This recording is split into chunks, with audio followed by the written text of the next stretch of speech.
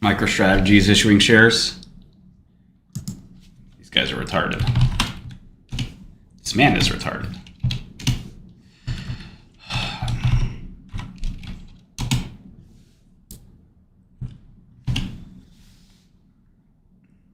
Strike preferred.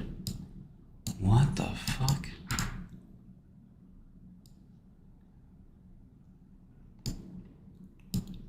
$2.5 million shares. Not today, Saylor. What the fuck? Saylor's always at the top of every bubble.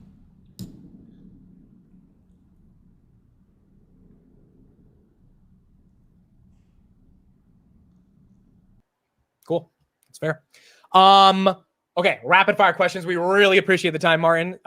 Audience loving you. We got 6,000 people here that really appreciate your thoughts, even if they may disagree with you, but you know how to communicate very well about the stock market, and that's because obviously you understand the markets really well. Archer, any thoughts on them?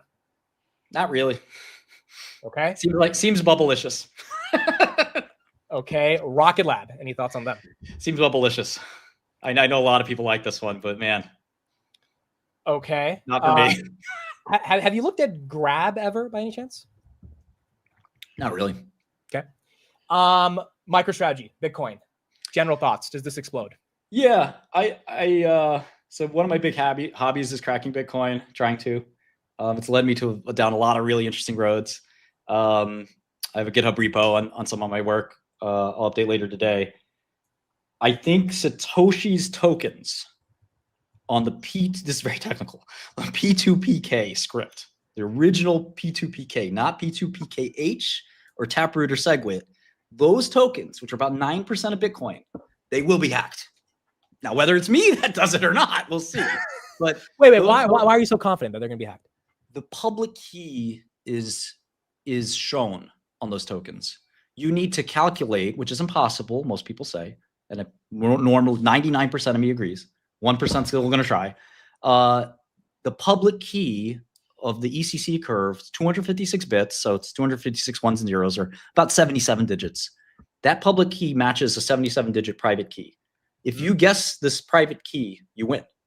Every other Bitcoin, the other 91%, they don't show you the private key. So you don't even know what the number is to guess. But you have the number here. You just don't know how to go from one way to the other. Now, it's very hard, but quantum computers can do this very easily. Right. There's no such thing as a quantum computer yet that can do it.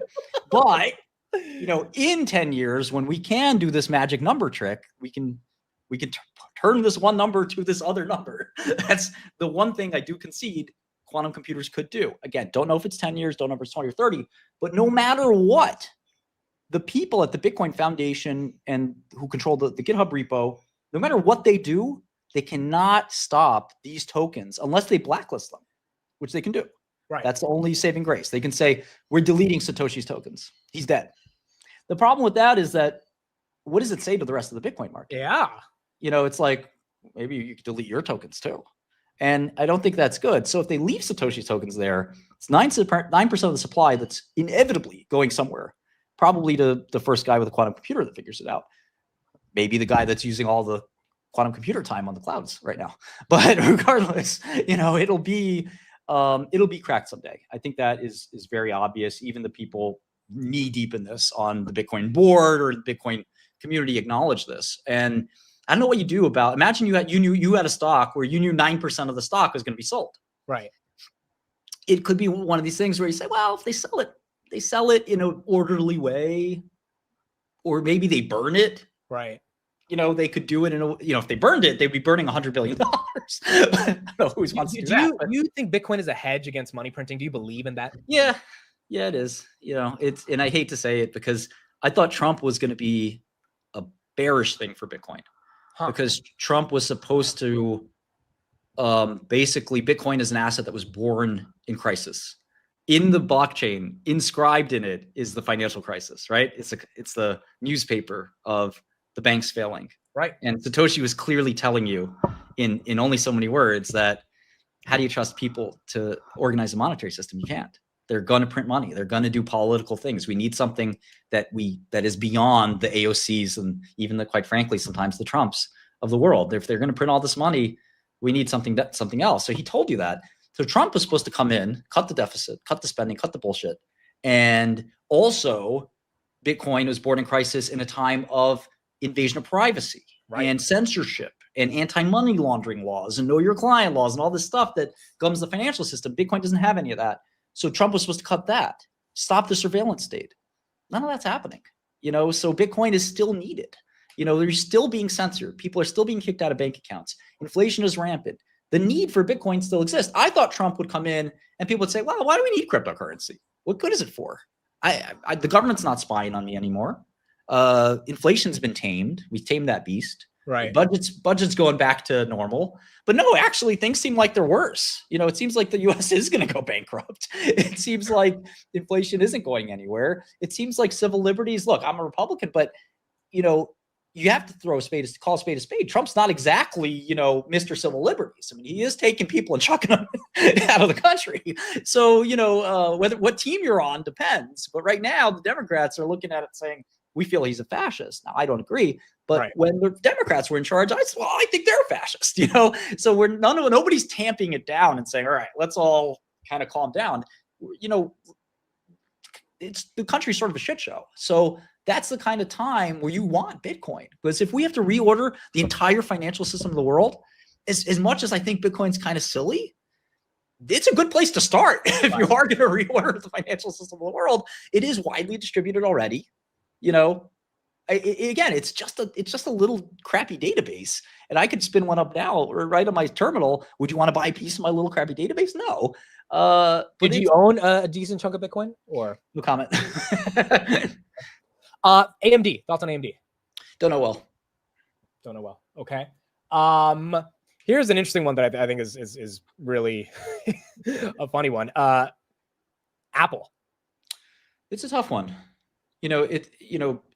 He's a very different kind of manager, Cook. He's sort of this like ruthless executor, but the company's lost its magic, obviously. It's probably one of these stocks where there's nothing to do. Could they make something big work? Yes. Is AI going to lift their boat just because? Yeah. They're really good at chips. That's the one thing that's super impressive about them. It's shocking. You never would have thought, they'd be this good at chips. And that's kind of one of the things that could save them. But it does feel like Apple's tired. It's just as tired as Microsoft was at the Microsoft peak, where it was like people didn't like the evil empire of Microsoft, and at least on the consumer side. And do you think Apple could be a healthcare play in a real way? No. They don't have the focus. To be really good at this, you need somebody who's just a killer executive that's going to be really well compensated and is going to smash everything. And these bigger companies, they're just too DEI-ified, and you can't make something like that work at Apple. I think it has to come from outside. And you can see what have they innovated on? They flopped on Vision Pro. AirPods is okay, but in general, this company hasn't done something new in 20 years almost. Do you think XRP is a scam? I do. Why? It doesn't do anything. Nobody uses it. I think that Bitcoin is a lot like that too, but it's more Lindy for one. There's a greater, it's a widely distributed thing. I have a friend who owns over $1 billion of Bitcoin, and he's a famous entrepreneur. We actually mentioned his name in this podcast at one point. And, he said, Martin, I know Bitcoin's bullshit, but it's bullshit enough people believe. And I don't disagree. I love Bitcoin in one part of my mind. In the other part of my mind, I agree with Warren Buffett. I mean, what the fuck is it? It's nothing. It's like old, crappy database, hard to update, hard to maintain. And I think one of the bearish things for Bitcoin, just to put a bow on this, is interesting, is when people figure out that those Satoshi tokens are gone, it's a big bearish catalyst, because it's not so much that the tokens get sold. Yes, they might cause a panic sale or whatever. It'll bounce back from that. Even if they sell it to $1, they're going to walk it right back up. The bigger problem is that Satoshi is the mythology. The mythos of Bitcoin is a big part of it.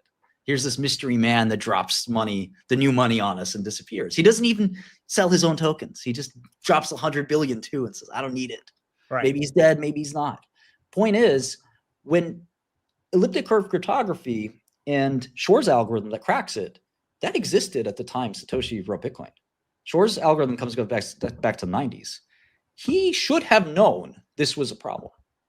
And he left these Bitcoin there anyway. So the more we crack the Satoshi myth that he was this mythological god, and more realize that he was just a dude, he was a programmer, and he made mistakes, that maybe it becomes one of these things that was like, why are we all kind of like, putting trillions of dollars in the whole financial system on this code that we can't update, that has flaws? And what happens if another computer, a probabilistic computer, a thermodynamic computer, whatever kind of computer we don't even think about, what if that cracks the rest of the 91% of Bitcoin? What do we do then? Do we just censor the Bitcoin we don't like? It's not the perfect system at all. And, but it's hard to crack the mythology of it. That's what keeps a bunch of it going. That's what keeps the people evangelizing it. The crazy people. I think Saylor's nuts. I mean, I think he's basically manic. I think he's not sober in terms of his attitude. I don't know about his personal life, but he just is so drunk on Bitcoin. He's what you call drunk, people would call conviction. No, I mean, I have conviction and stuff, but I think that part of conviction is acknowledging, the downside.